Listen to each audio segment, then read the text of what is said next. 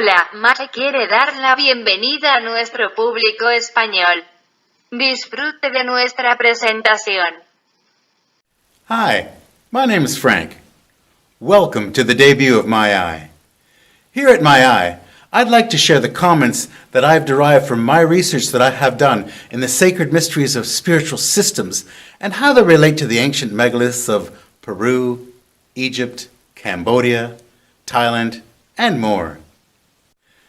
During my exploration of truth, I've discovered that there is a missing link evident in the explanation of the origins of many of the ancient megaliths that are scattered all around the globe.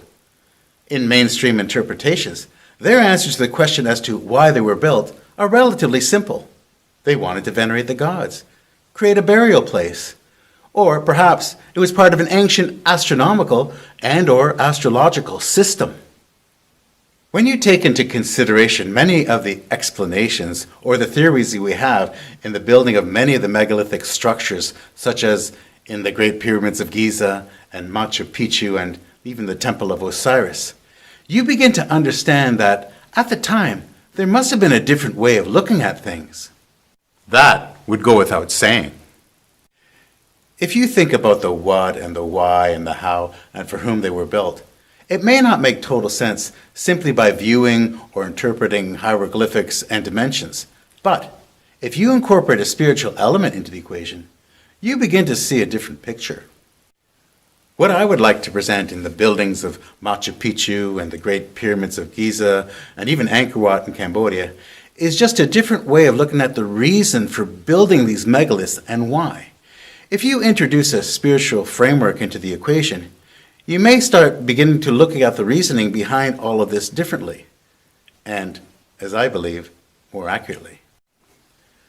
For example, what I would like to describe are the pyramids of Giza without a spiritual framework, and then compare the pyramids with the spiritual framework included. And when I do analyze, I would like to use many of the other structures in ancient Egypt. I would also like to describe Machu Picchu in the same manner, with and without a spiritual framework. I've highlighted many of these spiritual principles in my fictional book titled Inside the Queen's Chamber. Yes, I wrote a book. It's a conspiracy mind thriller that uses many of the spiritual principles as described in the Kabbalah, astrology, and many other spiritual systems. It's the first book of a trilogy in which I'm in the process of completing, and I'm also in the process of turning my first book into a screenplay. A while back, I had the privilege of meeting my favorite author, Graham Hancock, and he stated that a book without readers is not worth writing. That statement, in part, motivated me to gain support of my book and to capture a larger audience. I want to tell my story and present my views and discuss topics in which I'm passionately drawn to. But I would like to clarify my spiritual view.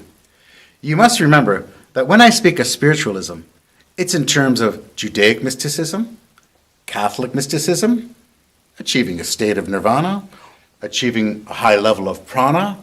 It could be Eckhart Tolle's being in the moment, or you could include Deepak Chopra's New Age perspective. You can go on and on and on. All spiritual disciplines want to achieve either an inner state of being or a connection with the divine. For example, inner states of being are defined in the Kabbalah through their patriarchs: Abraham, Isaac, Jacob, Moses, Aaron, Joseph, and King David. They all ultimately direct you towards a form of communication and/or connection with a higher force or inner state, whether that be a divine force or trying to achieve higher states of consciousness. In building my spiritual framework, my primary source are the spiritual laws as derived from the Kabbalah, which can be interpreted as being the spiritual heritage of all mankind, a main branch of Judaic mysticism. Why the Kabbalah? In my research and study of Kabbalah, I was told that a person who does seek truth should learn at least one spiritual system, and not necessarily Kabbalah. As I began my study and research of Kabbalah, I began to see how it fit into a spiritual framework that overlapped many other spiritual disciplines. Take, for instance, the Star of David, or more succinctly, the Shield of David. It is in the shape of a hexagram. It is a symbol of religion and nationalism. It is Kabbalistic, but it's been part of a spiritual heritage that predates the state of Israel and Judaism. You can find it in ancient Egypt, ancient Sumerian culture, in churches like Roslyn Chapel, and in many other Renaissance churches. Let's look at Easter Island. Why were they obsessed with building statues? And why do these statues have certain similarities with statues from Indonesia and from Turkey's Göbekli Tepe? Even the stone masonry from these three areas appear to have identical styles. There are similar characteristics that you cannot deny, and trying to explain them may seem impossible. But when you introduce a spiritual element and incorporate spiritual laws and laws of the universe and numerology, a truth does begin to reveal itself.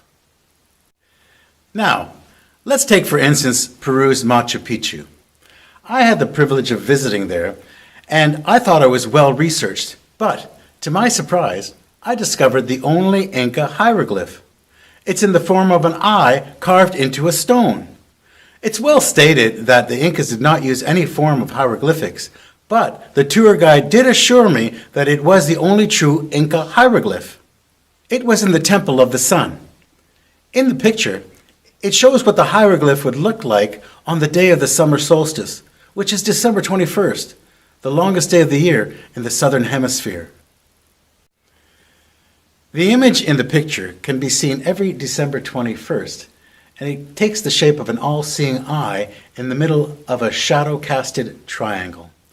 We know that there are varying opinions as to when the Incas created those megaliths, but if you relate it to the Eye of Horus, or the Eye of Providence, or even the eye in the back of a US dollar bill, it can take on a whole new meaning when a spiritual framework is applied. For instance, it can relate to the very construct of a physical pyramid itself. Now, let's look at numbers. Numerology plays a large part in spiritual systems. Take, for instance, the number 7. Why is the number 7 so important? What does the number 7 symbolize? It has significance in every major religion. In the Old Testament, the world was created in 6 days and God rested on the 7th, creating the basis of a 7-day week we use to this day. In the New Testament, the number 7 symbolizes the unity of the 4 corners of the earth with the Holy Trinity. There are 7 sacraments in the Catholic Church, and there are 7 continents, 7 gateways to the soul, 7 seas, 7 chakras, 7 Sumerian gods, 7 statues of Easter Island, the 7 brothers, and so on. You can include the number 10. There are 10 commandments and the 10 plagues of Egypt in the Old Testament.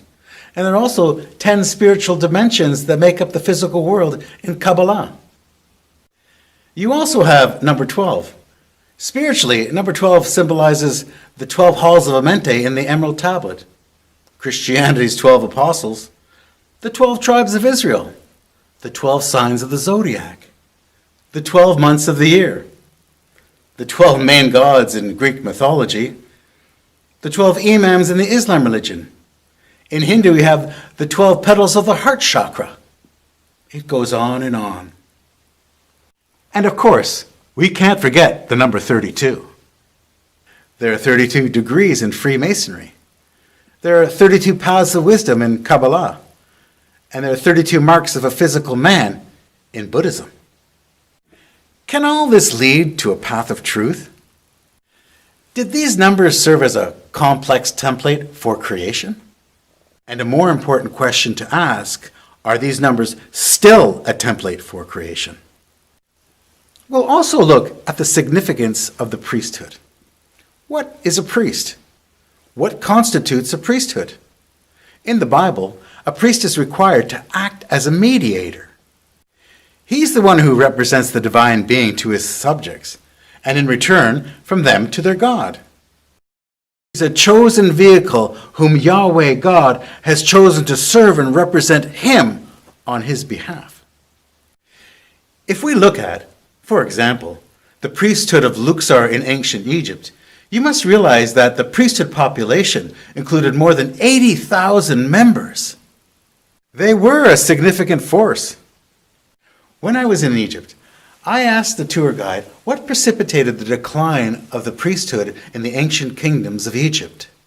His answer was that the priesthood lost their effectiveness due to a decline in their oral traditions.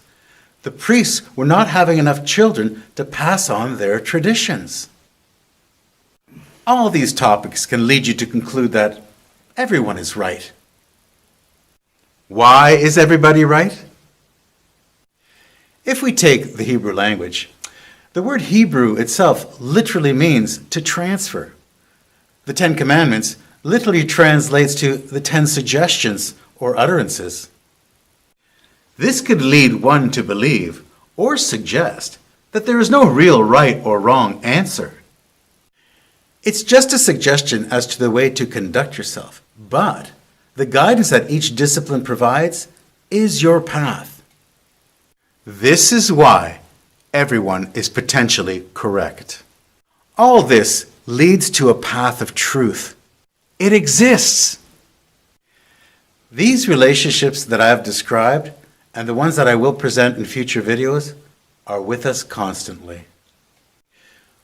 What my eye hopes to achieve is to use these relationships of numerology, geometry, hieroglyphics, ancient texts, and more, and to build a spiritual framework to present an alternative explanation for the similarities in many of the mysterious megalitos and statues all around the world.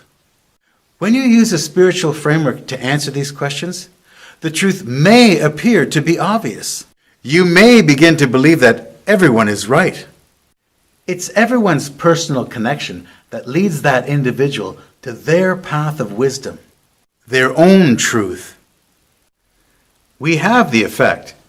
We just need to realign ourselves with the cause.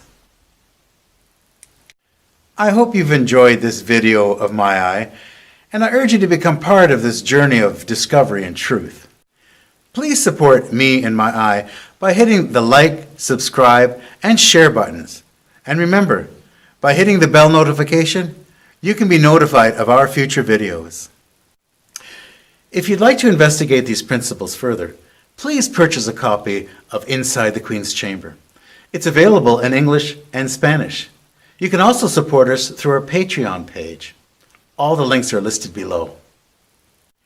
And remember, we look forward to your comments, and more importantly, your questions. Thanks.